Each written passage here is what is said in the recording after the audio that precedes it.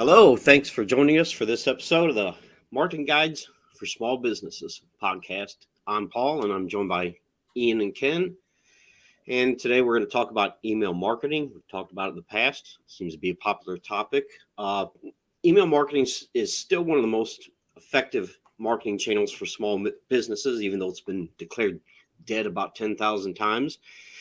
It has a low cost and a high ROI, and it can help move customers along the path to purchase your product or service.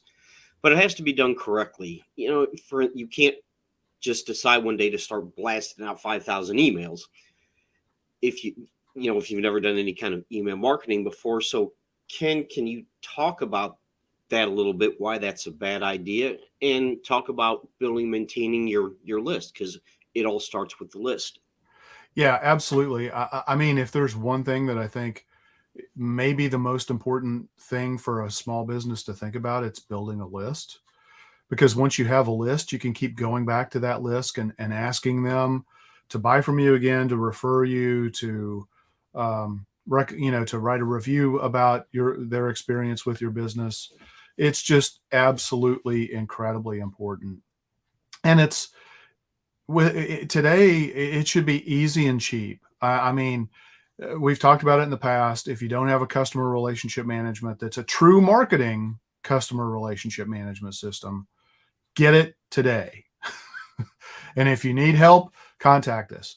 Now, why you want to build your list and you want to try to do it as organically as possible. So how do you do that? Well, every time somebody fills out a form on your website, you can send them an email to say, hey, we provide, weekly tips on, whatever it is that your business, and does provide value, and give them an opportunity to sign up right then and there. You might even be able to politely start to send them a couple of things. You absolutely need to have an unsubscribe. I mean, that's absolutely critical when you're doing this. Ask people to learn more about your business by signing up for your email newsletter on your social media sites. You can have calls to action on your website. There are just so many different ways that you can do it. Now, plus you take all of your customers, export them out of QuickBooks or your transactional email system if you're using Google Workspace or Microsoft 365, exporting those contacts, putting them into your email list. Is a great way to get started. They already know you and like you and trust you, hopefully. That doesn't mean you have the permission to blast out a bunch of emails to them. So if you haven't ever done that before, you need to go through a process of what's called warming up your list. And you need to warm up your email system. And if you don't want to send thousands or hundreds or even dozens of emails out from a personal Gmail account, Yahoo or any of these. You want to use legitimate email marketing tools, ideally from a customer relationship management system. You want to, but you want to warm it up. So you might, even though you have maybe put together a list of a couple of hundred people, maybe 500, it doesn't mean that you want to send the same email out to everybody all at once. You might want to send it out in batches to just warm up that list. Let the email system, let the IP internet service providers for the recipients all get comfortable and familiar with the fact that, hey, this is an email that's coming from this business, and you just want to warm things up. If you go too fast, you're going to freak out the systems, rightfully so. And they're going to say, whoa, wait a minute. Maybe we need to mark these as, blacklist them and not deliver these emails because we're trying to protect our own reputation. And we don't want somebody to get a bunch of emails that aren't relevant to them. So if you haven't warmed up your system, then look, there's plenty of ways to do it. There are a bunch of articles, there are a bunch of tools to do it. But the key thing is you absolutely have to be building a list. And the best way to maintain your list is to keep sending to it. So once you start sending emails, keep sending to it. any credible email marketing solution inside of a CRM or a standalone email marketing solution like a Constant Contact or a MailChimp or Aweber or whatever, they naturally cleanse the lists for you. If people unsubscribe, they manage that for you. If you get hard bounces, they manage that for you. But you have to keep sending. And if you're like, okay, well, I'm going to send an email out once every 6 months or once a quarter, you're probably going to have problems with deliverability on your email because you're not sending frequently enough. And the thing is, email addresses change and go bad really fast. People buy a new phone. They no longer use the internet service provider that they originally signed up for. If you're using personal email addresses, those email addresses go bad really fast. If you're using business emails, where you're sending an email to somebody in a business and you've got that email address, well, guess what? People change jobs. Sometimes companies screw up and do change their email addresses. Sometimes they put filters and tools in place to prevent emails from being delivered. Especially when they don't see that you've gotten email from that, from that sender before. So you can't just say, oh, great, I just got 250 contacts out of my QuickBooks. I'm going to go blast them an email. You're asking for trouble. You're asking for even more trouble if you go buy a list and use that and send that out, especially from your domain-based email. You'll get shut down really quick, and then you may even run the risk of blacklisting your entire website domain. So you don't want to do that. Yeah, one thing you said about the unsubscribe link is it varies by state. Some states don't require you to have an unsubscribe link, but you should always have that, because if I get an email from a solicitation company, whatever, that I don't want, I'll unsubscribe. But if you don't have that unsubscribe link, I'll mark it as spam. So, well, yeah, you run that risk by not having an unsubscribe link. Right. And, when I get an email sent to me and it's from a non-business email, I automatically mark it as spam if I don't know that person. I do too. If they're really trying to solicit me, because that's just bad, stupid behavior. So if you're doing that, stop that right away. That's one of the worst things you can do. And honestly, I encourage everybody to, if you're getting email from billybob@gmail.com, mark that as spam. If that's not Billy Joe Jim Bob, something that you ask for, it's not a person, it's not a customer of yours. Get rid of that stuff. Now, businesses have the right to send emails to other businesses. That's not a violation of terms, but that doesn't mean that you can just willy-nilly do it without any thought, load a big list and blast it out and expect everything to be good. You still have to go through a proper process to warm up your sending, and also kind of cultivate the, on the receiver side, get them to expect your emails to come in. You may need to even ask them, hey, make sure you whitelist emails that are coming from us so that they don't go into their spam box.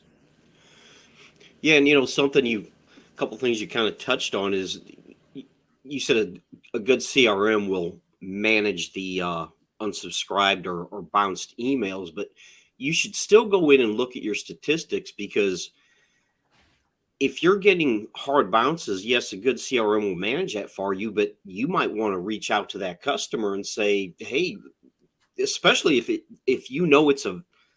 it's a current customer and their email bounces, you might want to reach out to them and say, hey, we apparently do not have the correct email address for you. What's your email address? And, every sender has a reputation in sending history. And this goes back to warming up your list. And if you just decide one day to start sending out a bunch of emails without warming up that list, like you said, that looks suspicious to the email servers, and they could start marking it as spam and even blacklist you.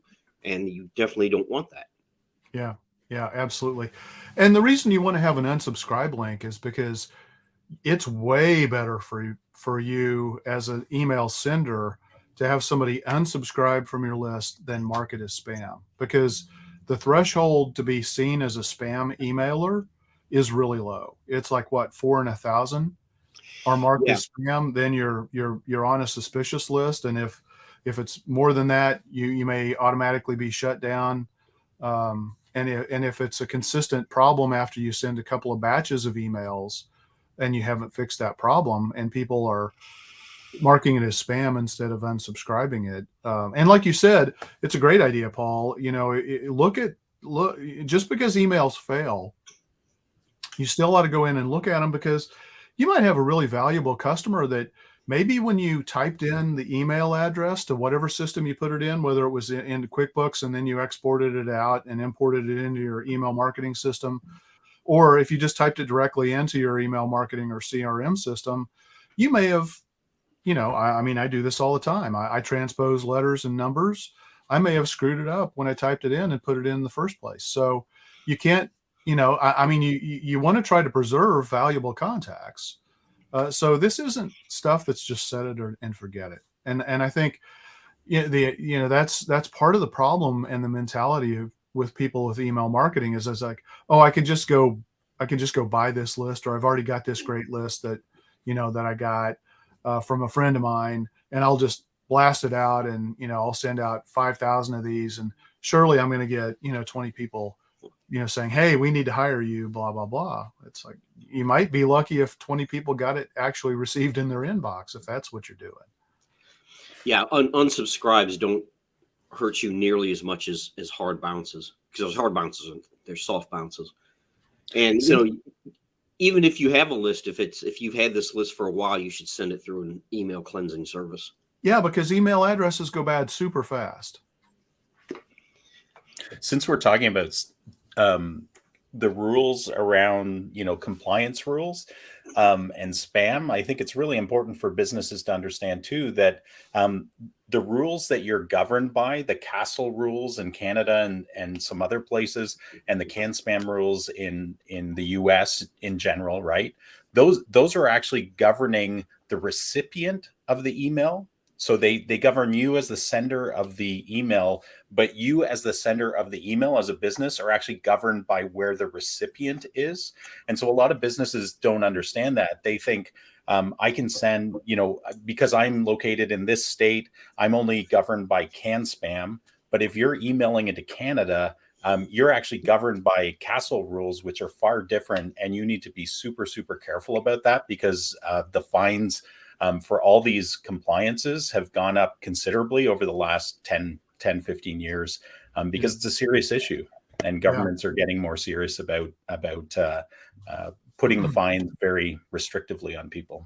Yeah, great point. So Ian, for email marketing to be effective, you have to create effective campaigns. So any thoughts on that? Nope. Okay, that's what I thought. Moving on. Moving on. No. Yeah, of course I do. So I think Ken covered some really good points in there in what he was talking about. The one thing I would add to that at the front end is that you really need to have a plan, right? We talk a lot about strategies and developing plans on this podcast. And the reason is, if you fail to plan, you plan to fail, right?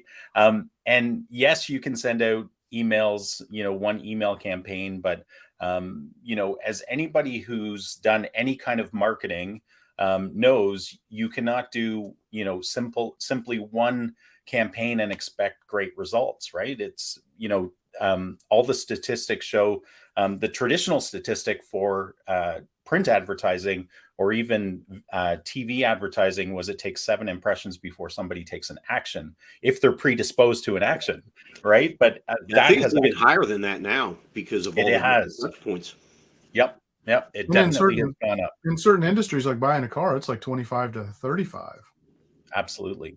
Yeah. So it's important for the business owner to understand you really need to take a longer term view of this, not just of this type of marketing, but of any marketing, in order to understand if it's going to be effective for your business. As the statistics prove, email marketing is, and so you really need a plan, and part of that plan is having goals and objectives, and of course measurements.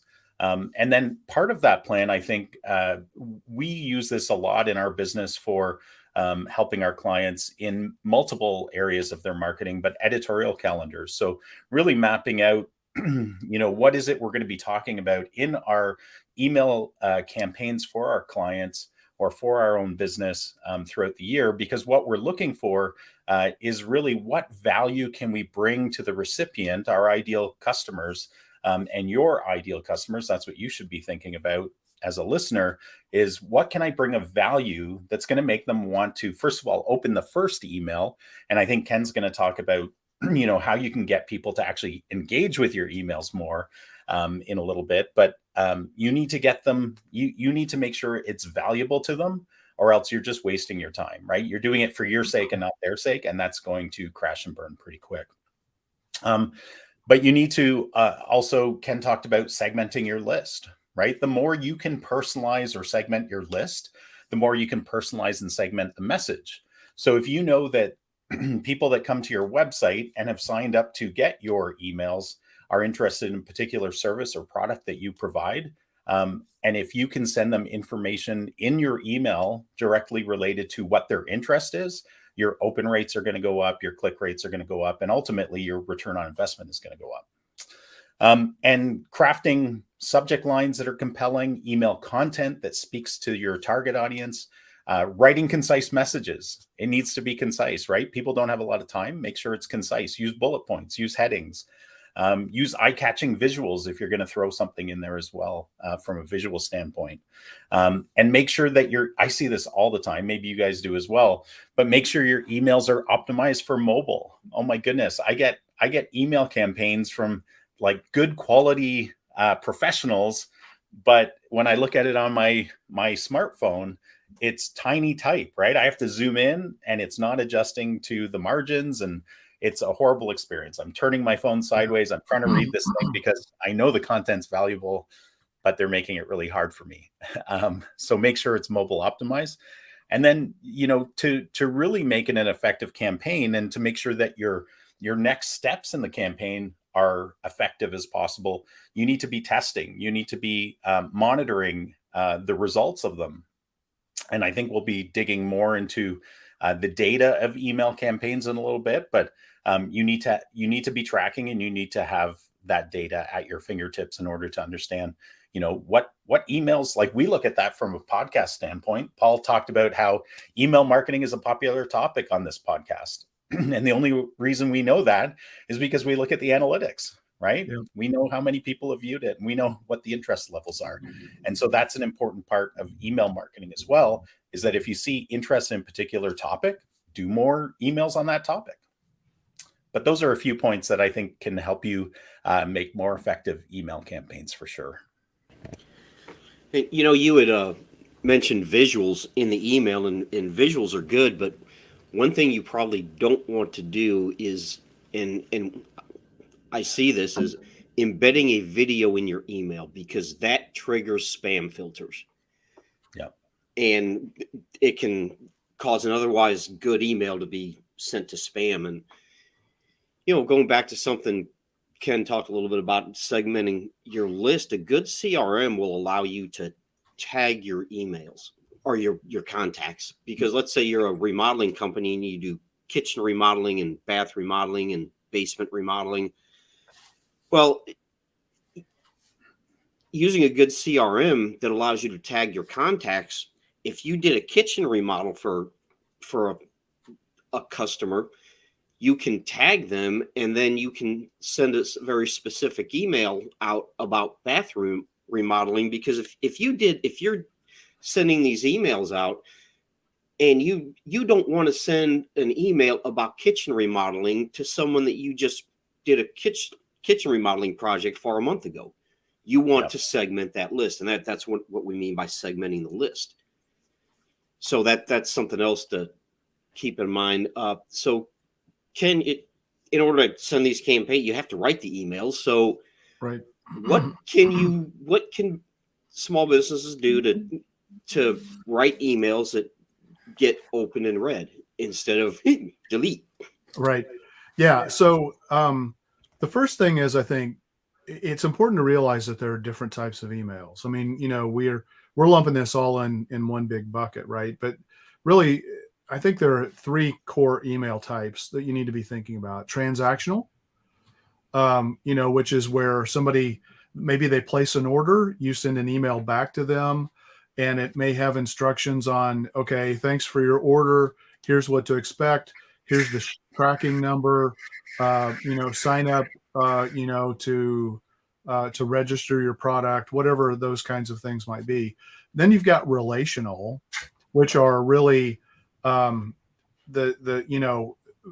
adding value and providing content to help somebody solve their problem, like an email newsletter, those kinds of things. And then you've got promotional. And so promotional, you can send an email out to say, hey, this week only 35% off whatever, or buy one, get one, or whatever it might be. So you have to start with, the premise of what is the type of email that I'm sending it to and who am I sending it to? Now, once you know that, then the subject line is critical. It's absolutely critical, because a lot of people may not even open up that email. They may just look and see subject line. Okay. I do this all the time. I sign up for a lot of emails from people that I want to get their emails from. I read less than 10% of those emails. I don't have time, but I want to know if they are, like a hot topic right now is, how can you get the most out of, AI, like a Chat GPT? If they tell me a compelling reason about how they've maybe cracked the code on using, Chat GPT to do something that, that is of interest to me, they're going to tell me that in the subject line, and I'm going to open that email and I'm going to scan it. And if I like what I see, I'm going to dig into it and read it in more detail, right? So the subject line is what gets the emails opened. It's not the worst thing if people don't open your emails. Don't think that that's a bad thing. You want to stay in their inbox over and over and over again. They'll tell you if they don't want it. They're either going to mark it as spam, which hopefully they won't do because they ask for the emails. And so hopefully they'll go through procedurally the right way to do it, which is, and some email marketing tools are smart enough to kind of figure out, are people just being lazy and marking it as spam because it's easy to do that? Or do they really just want to unsubscribe? But if people don't want to get those emails, they'll unsubscribe. So, but to get them to open it, it's absolutely critical. So how do you write a good headline? Well, the same thing kind of applies in certain respects. Any good copy that you're going to write, where you've got a heading, a headline. Think of an email as a newspaper article. Are you going to read that article if it's not an interesting headline when you read it? Well, the subject line is kind of your headline. So, have urgency, scarcity. Make it clear that you're giving something of value, information of value. Pique people's interest. Use power words or trigger words. One of the great things to do is to use a number. 7 ways to improve the life of your roof. Might be a good article that you in a newsletter that you might want to send out. It could be the same as maybe even one of the core blog posts that you wrote that month. But just because you wrote it and put it on your website doesn't mean that people are going to read it and see it, because not everybody's going to your website. But if they're on your list, you could say, hey, we just wrote this great article about ways to maintain and improve the life of your roof. A lot of people are going to find that valuable, and they're going to go read that article. We've talked about personalization and segmentation. Again, you've got to know who you're sending it to and why, and make sure that you're sending relevant content to them. That's the fastest way to drive people away. If you're sending them content that has absolutely nothing to do with what they are interested in or care about, then they're gonna unsubscribe, ideally, and if not, they may get lazy and mark it as spam. Ian mentioned this. You want to make it really easy to scan. You want to use short sentences. You don't want to use, large paragraphs. You need to make it super scannable. You got to use visual elements. It could be the graphic layout, and the coloring of different sections to draw people's eye to flow through the content, depending on how long your email newsletter is. Using images. Paul, you talked about you don't want to embed a video, but what you can do is you can grab a screen snapshot with a play button, put that in as a picture, hyperlink that picture, so where when people, because some people are just going to say, oh, that's a video, they're going to click on it, and boom, now you're opening up, the website or the web page where that video lives, but you're not embedding the video. So you can still use. That's exactly what you should do. That you're still using the implication of, hey, I've got a video in this email, but you're not putting the video in the email. but which is great, because people love video. I mean, and video is such an educational thing. You want to do that. You just need to do it, through a picture and having that picture hyperlink out to where the video lives, which is not inside your email. And then you've got to have really clean and compelling calls to action. Ideally, I think relevant to what the topic is of that email that you sent out. So if you're doing an email newsletter, and the featured article of that edition is, how do I know if I'm doing the right things with my business's marketing? And then you have a call to action that is schedule a marketing strategy session, or a discovery call, or a marketing strategy audit, whatever you might call it, and make it really relevant to what people are looking for, based on the core or the lead subject or primary article in your emails newsletter. Those are really the things that jump out at me. I mean, you don't want to use gobbledygook language. You don't want to use super technical language. You need to use the language of your customers. You need to be all about delivering value, solving problems, giving, and solving that problem could be somebody knows that they need to buy a CRM for their business.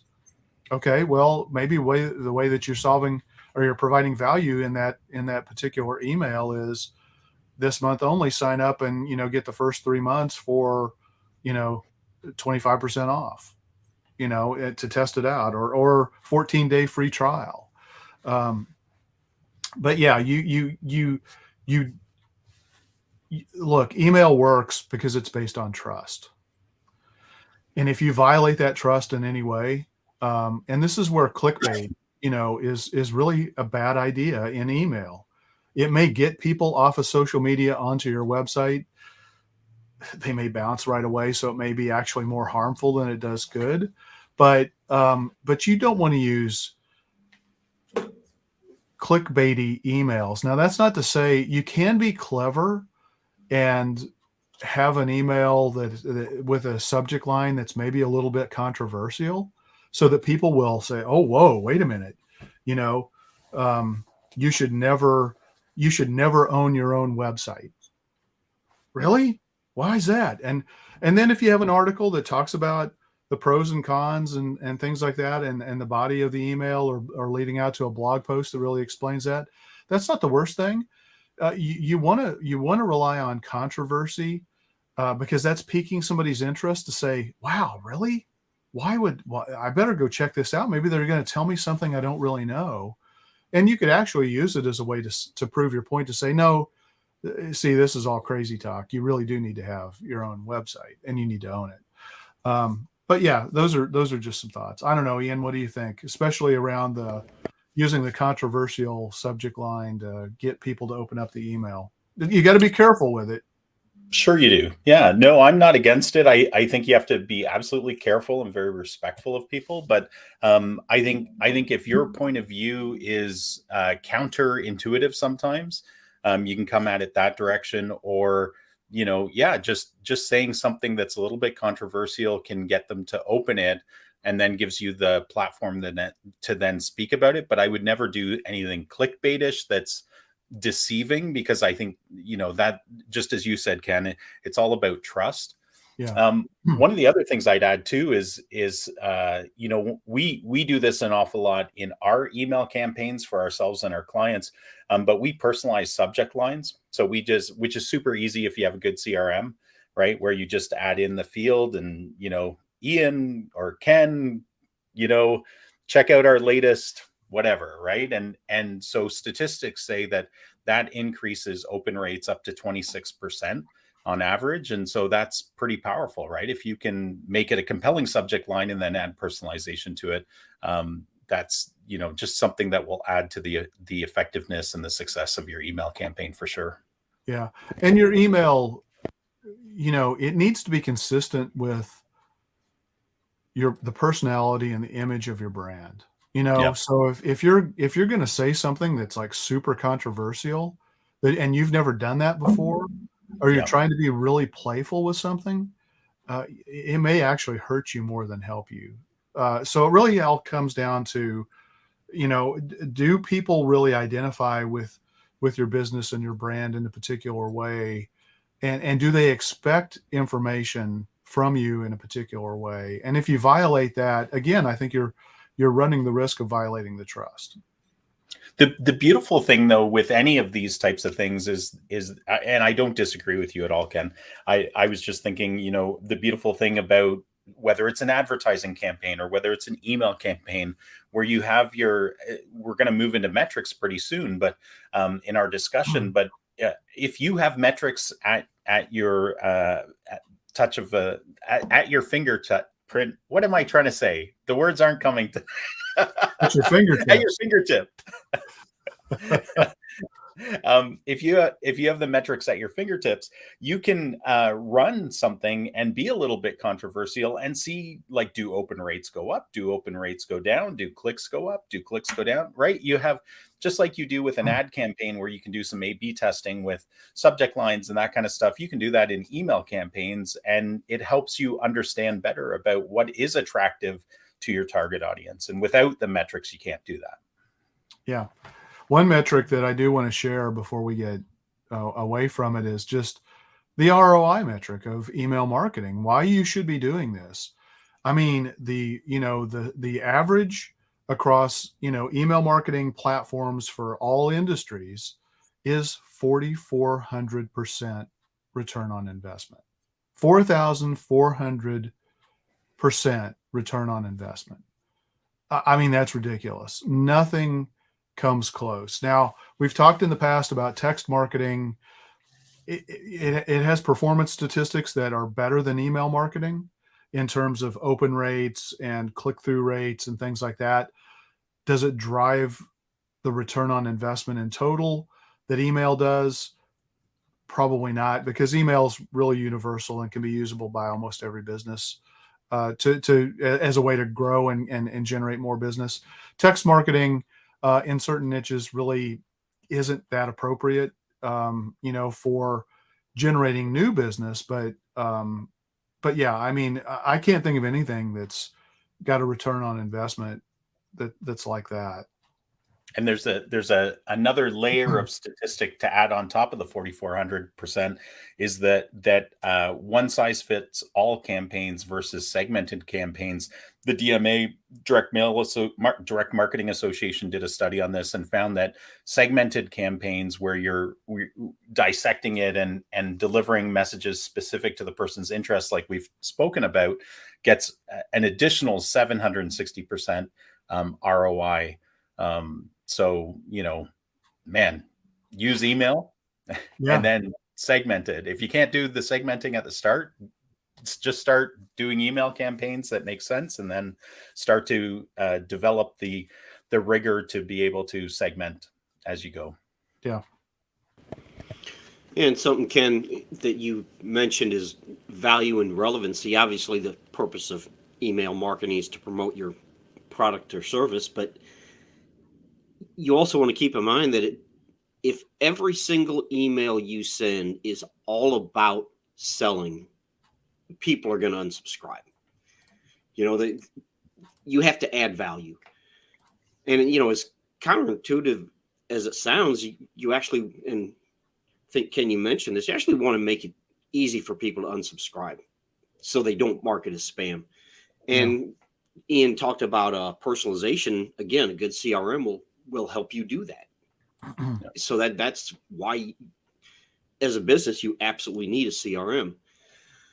So, Ian, we talked about this a little bit. Analyzing your email marketing. How do you know it's effective? What are the metrics to look at? And where do you get these statistics? Sure. Yeah, I mean, I'll start with where do you get these statistics, because that's a pretty easy answer for the most part, although it can get more complicated, and I'll share why. But usually it comes out of your CRM or your email, your bulk email system, right? So if you're using a MailChimp or something like that, it will have statistics by campaign, and then usually by overall, like how are all of your campaigns working. And so, and then a CRM system gives you even more data because it's actually connecting the email data to the customer user data, right, where you get a lot more information. But where to go for it is in the system where you're sending the emails from. Why I said there's some additional information is, if you're using integrated systems like what you guys were talking about, where you I use this all the time. I use this program called Dub, and Dub allows me, it's kind of like a Loom type video where I can do little video clips. I can embed them in emails, not the actual video, but a GIF or a GIF, however you want to pronounce that. But it shows a little animated me, wiggling my head or moving my hands or something, which increases click-through rates on that video. But the analytics of that is beautiful in that not only do I have the email analytics, then I also have the video analytics through the Dub platform where it says, oh, this person actually clicked on the video GIF or GIF. They went to the video, they watched the video, they watched X percentage of the video, and there's call to actions, and they took this action, right? So there's all sorts of data that you can view. Similarly, if you use some sort of proposal software or something like that, and it gets embedded in your emails, there's usually a lot of data analytics on that platform as well. That usually isn't integrated into the email systems themselves. So, that can further help you understand the effectiveness of the emails you sent out. But some really key metrics that you need to pay attention to as a business that's using email for connecting with your audience is open rates. Like, that's kind of the first step. Is somebody opening your email in order to go in and see what's inside? They essentially, the first gate, as Ken was talking about, is the subject line. If they get through the first gate and they click open, you need to know that. You need to understand what that open rate is. Is it rising and falling each month or each time you send out a segment of this campaign? And these kind of metrics are really valuable because, from a segmentation standpoint, you'll be able to dissect like which segments are more responsive, which email messages are more responsive to that segment. But then overall, like, we find the trending factor of email campaigns really valuable. So not just the open rates, but if we have a call to action, which you should always have in an email, what's the click-through rate of that email? And then if you're able to then, and this is where a good CRM can get very powerful, is what's the actual conversion rate? So, if it's a product that you're selling and you're selling it online, there should be ways to immediately tell that something was sold and that sale came through that email, and that will tell you the conversion rates. When you have a longer tail sales process, then it's really about how can I integrate that information in the system, and some really good CRM systems allow that. And so you can be able to see conversion rates and that kind of stuff. You talked about subscriber engagement. So, are people being are they engaging more in our emails month to month, or is that diminishing? Are people unsubscribing at a faster rate? Even though that's not always the worst thing, because sometimes if somebody doesn't want to be getting your emails, it's better that they don't get your emails. But you should be tracking unsubscribe rates. A/B testing. If you can do, again, we're getting into more sophisticated stuff, right? The first step is to actually deliver some email campaigns. What is A/B testing? Sure. So that's basically delivering a measured amount of email version A to a group of people on your list, and at the same time delivering email B, a different version of your email. So usually you don't want to change too much in the email, because then you don't know what actually was effective and what wasn't effective. But it's really common to try different subject lines or different calls to actions. But usually we recommend just switch one thing up, because then you'll know what that one thing was that determined the effectiveness of A versus B. But yeah, it's really just a way for you to try two different versions. And you can, in some software, you could actually say, for depending on the size of your list, for 2% of my list, send A. For 2% of my list, send version B. And then after that 4%, the 2 and the 2, send the winning one out to everybody else. So you just raised your potential effectiveness rate of your overall campaign because you did some A/B testing. There's less sophisticated systems. I mean, certainly you could send out, manually do it to one portion of your group, your email list, version A, and another half of your list, version B, and then you can manually dissect that data, but it's much harder. So. So when you're A/B testing, like you said, you can manually do it, or you can have a system that does it for you. So when you look at those statistics, are you looking at open rates? What are you looking for when you start analyzing that data? It depends what you changed, right? So if your subject line is the exact same, the open rate should be virtually identical.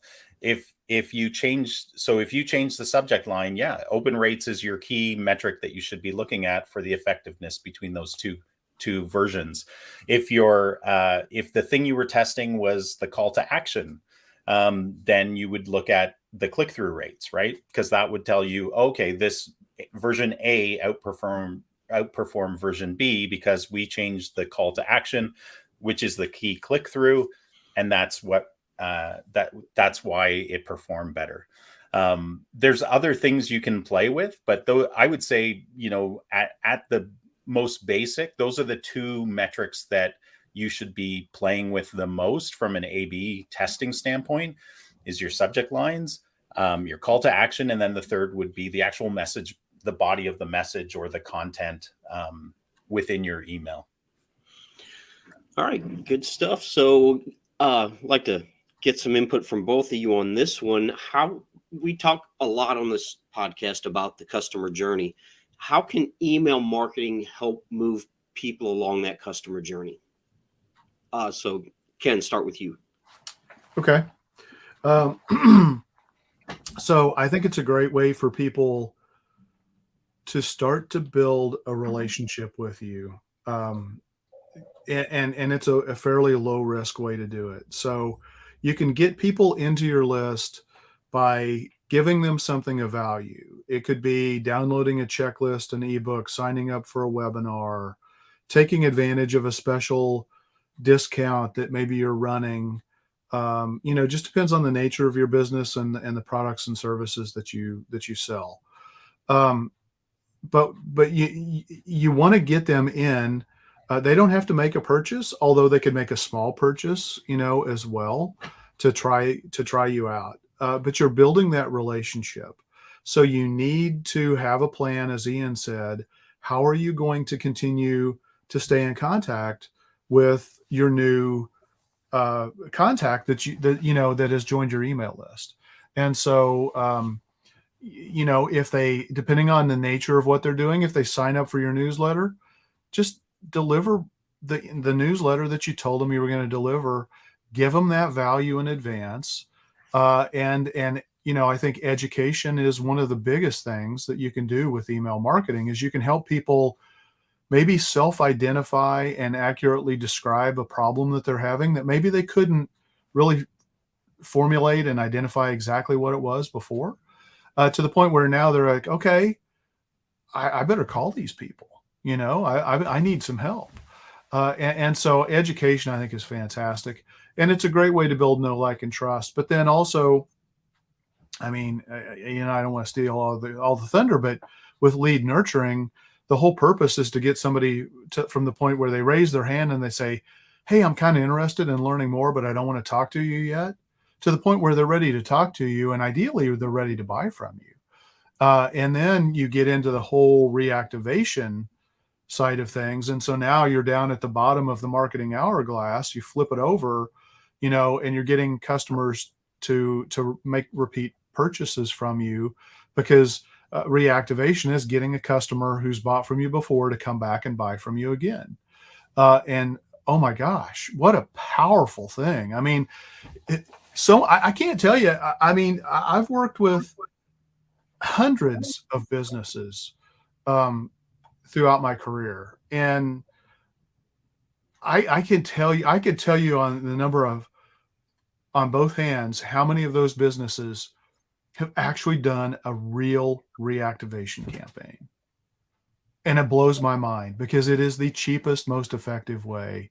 Once you build a list and you've maintained that relationship, reactivation, it drives me nuts. I mean, so I'm going to tee up, an upcoming podcast. We've got, the fourth installment of the things that bug us. And that's one thing that really bugs the heck out of me, is why can't we get through to people the importance of database reactivation? Database reactivation is done by typically email, maybe text marketing, and you can only do it if you have a list. So I'll let you jump in now, Ian.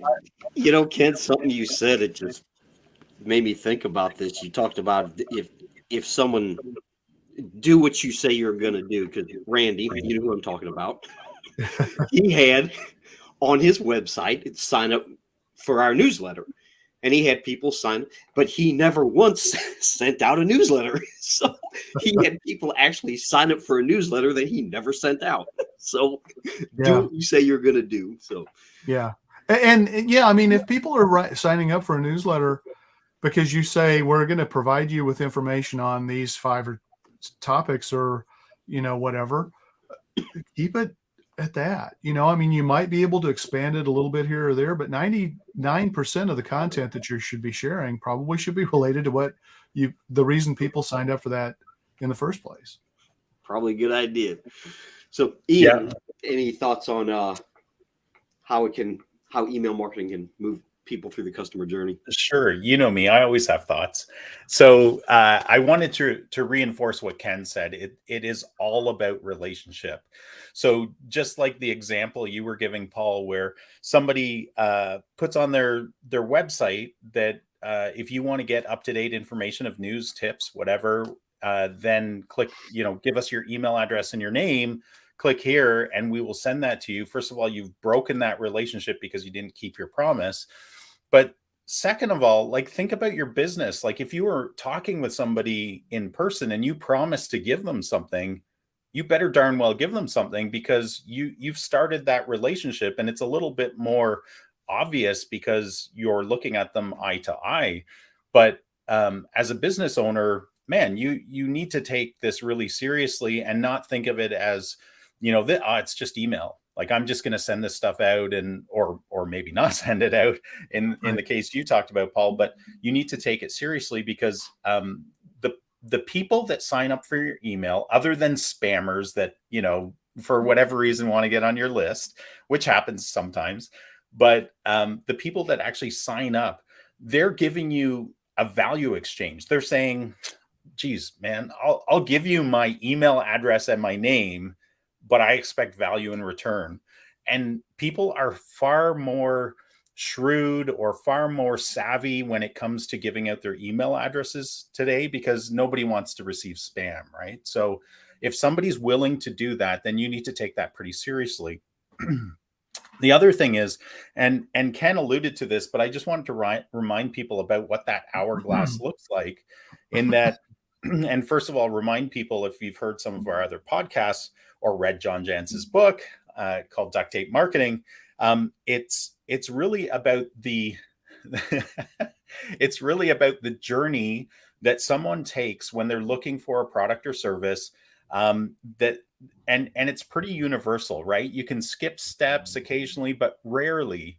And so somebody has to know you and know your business in order to like your business, in order to try your business, in order to buy from your business, in order to repeat purchase and refer to you. So it's just this journey that people naturally go on. And you as a business owner need to understand this journey, because you're going to say different things at different stages that the people are at. Because it's kind of like, we've all heard this analogy that, if somebody is at the know stage, they need to know about you. It's kind of the equivalent of, they're trying to see if, if you take the dating scenario, they just met you at a party or something like that, but they're not ready to get married to you. So you need to, at least not for the most part. So you really need to make sure that your message is appropriate for where they are at in the relationship, right? You don't want to jump the gun. You don't want to assume that they're further through their journey than they are. And you need to just send them appropriate information. And, there's different things that you can do in order to help lead them along this journey. And email is just such a good platform for doing that. Can you talk a little bit? Can I jump in real quick? Yeah, please. Can I jump in?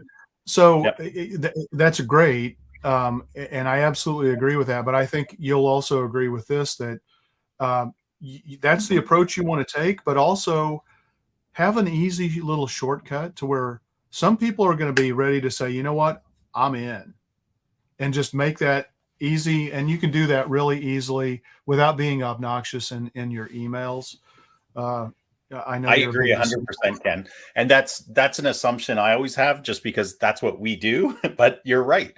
So I think just to kind of say it in a different way, Ken's saying you need to always have like a fast track call to action in case somebody is ready to buy it. And I absolutely agree with that. I think that's a really good point, Ken. So for the most part, you're saying don't be Raj from The Big Bang Theory, where he meets a girl in a coffee shop and he's ready to get married. Correct. Or he can't speak. Well, so you don't send the email that you promised people. Just a couple of things I wanted to draw out in a little bit more detail. Ken you talked a little bit about nurturing, right? I think nurturing is probably one of the things that businesses do really poorly for the most part. And what I mean by that is, if you understand not just the buyer's journey, but actually the sales process that you go through as a business, and where your opportunities are, first of all, to connect with a prospective buyer, a prospective customer, patient, client, and then the steps. So as an example, I think an example will probably spell this out a little bit clearer, is in a lot of consultative type businesses like our own, but this is true in a lot of businesses, professional service businesses, is that you have an initial introductory meeting or free consultation or discovery call, whatever you want to call it. And then you usually do some sort of strategy session or proposal presentation opportunity, or solution presentation, right? Where you're in the first one, you're saying, okay, tell me about your business, what your problems are, what your challenges are. I'll come back to you with my recommendations. A lot of businesses don't do any kind of nurturing or message reinforcement between those two steps, or the next step after the proposal is win or lose the proposal, right? And I think email lends itself so well to being a nurturing process where you can continue to reinforce, continue to educate people and inform them. And really the whole purpose of that is to position you as the ideal solution to their problem, right? At each of those steps. Because as businesses, we often assume, I said it, so they must remember that we do that, or that we do it differently than the competition. But that's not really fair, right? We've all been in sales presentations and stuff, and we're being bombarded by new ideas, and some of them are life-changing ideas, and there's a big boom, and we go away thinking, wow, these are the guys. But then other messages are hitting us between then and when we make the decision. So you really owe it to yourself as a business to think about, how can we nurture this relationship after our key touch points with the prospect. Yeah, and that's, you talk about nurturing people through this journey. If the larger ticket item you have, the more money you're asking people to spend, the longer that journey is going to be, and the more important that whole nurture thing. If you're selling something that costs $10, it's like, okay, it's $10, whatever. If you're asking people to spend $50,000, $60,000 on something, that's going to be a much longer sales process, generally speaking. Yeah. So, Agreed. Anything we missed? Any parting thoughts on this? We're coming up on an hour here. Just start doing email marketing and do it the right way. Hire somebody that's going to be your guide to get you doing this the right way. It's going to be one of the most valuable things you can do for your business. And don't let your personal biases on emails that you're getting dictate what you decide you want to do from a business marketing perspective. Because if you don't like getting emails, and you decide, well, I'm not going to send emails to my clients, you're leaving massive amounts of money on the table. And honestly, I'm sure your competitors love you for it. Yeah. My parting thought is, just remember that people that sign up to your email list or have a relationship with you as a business, they've essentially invited you as a guest, right? You are an invited guest, not an unexpected pest. So keep that in mind, and use your opportunity to present your thoughts to them in a way that is respectful. And I think it'll go a long way. But as Ken said, just get started. I hate to say you're stupid or you're an idiot or anything like that, but as marketers, like in our own heads, we think that a lot when we see businesses that are not using the top performing return on investment opportunities and strategies, and email marketing is one of those. So yeah, as Ken said, put aside your biases, get some help, or just start doing it one step at a time, and you will reap the benefits of it, right? And if you do it as an integrated marketing strategy, and you're using your content strategy to determine what blog posts do I need to write, what content do I need to have on my website to help me rank, but also to communicate to customers what problems I solve, what social media posts do I want to put out there in the world to let people know what we do, how we do it, the problems we solve, all of that kind of stuff. Email marketing should be a piece of cake. Yeah. You just have to do it. You're already building the content, right? Exactly. Yeah. All right. Good ideas. This is probably a good place to wrap up. Ian, you want to take us out? Sure. So please share this with other people that you think would find it valuable. And also, if you have any ideas or questions that you want us to answer as your marketing guides, we would love to get that kind of feedback from you. And until next week, keep calm and market on.